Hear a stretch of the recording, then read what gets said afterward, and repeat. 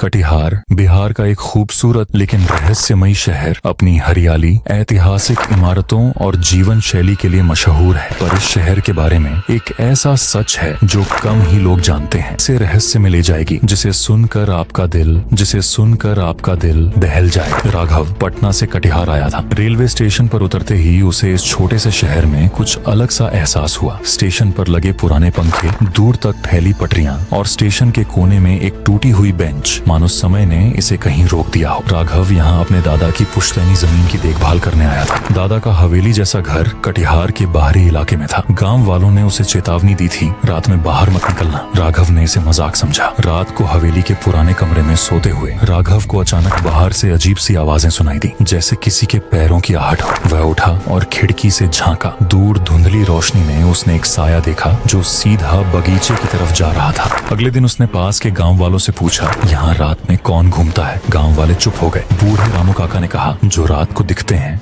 वे इंसान नहीं होते। राघव ने हंसते हुए कहा, ये सब किस्से कहानियां हैं। लेकिन रामू काका की आंखों में डर साफ झलक रहा था। उस शाम राघव ने उस जगह का मुआयना करने का फैसला किया जहां वह साया गया था। बगीचे में जाकर उसने पुराने पेड़ों के बीच जमीन खोदनी शुरू। कुछ घंटों बाद उसे वहां एक छोटी सी लकड़ी की पेटी में, पेटी खोलते ही उसकी आंखें फटी की फटी रह गई। उसमें कुछ पुराने कागजात, एक टूटी हुई घड़ी और एक महिला की तस्वीर थी। तस्वीर के पीछे लिखा था, मुझे इंसाफ चाहिए। रात को राघव को हवेली में दरवाजे पर दस्तक सुनाई दी। उसने डरते डरते दरवाजा खोला। वहाँ कोई नहीं था, परंतु जैसे ही उसने पलटकर देखा, वही महिला उसकी आंखों के सामने खड़ी थी जो तस्वीर में। उसकी आंखें लाल हो चुकी थीं और वह बुरी तरह रो रही थी। महिला ने कड़क आवाज में कहा, तुमने मेरी कहानी जाननी चाहिए तो सुनो। मैं इस हवेली की असली मालिक थी। मुझे छल से मारा गया और मेरी आत्मा यहीं भटक रही है। राघव को समझ नहीं आ रहा था कि यह सपना है या हकीकत। वह डर के मारे चिल्ला उठा, लेकिन महिला गायब हो गई। सुबह होते ही राघव ने पुलिस को सूचित किया। जांच में पता चला कि 50 साल पहले उस महिला, जिसका नाम शारदा था, को जमीन हड़पने के लिए जहर देकर मार दिया गया था। ये राज तभी खुला जब राघव ने उस पेटी के कागजात पुलिस को दी। शारदा की आत्मा को इंसाफ मिला और राघव ने हवेली को गांव वालों के नाम कर दिया। हालांकि कटिहार के लोग आज भी कहते हैं, उस रात शारदा की आत्मा ने राघव को बचाया, लेकिन हवेली में उसका साया अब भी है। कटिहार की ये कहानी सच्ची है या नहीं, यह तो कोई नहीं जानता, लेकिन जो इसे सुनता है वह कटिहार की रातों से जरूर डरने लगता है। ऐसा और वीडियो देखने के लिए मेरा चैनल को सब्सक्राइब जरूर कर लेना और फेसबुक पेज को फॉलो जरूर कर लेना।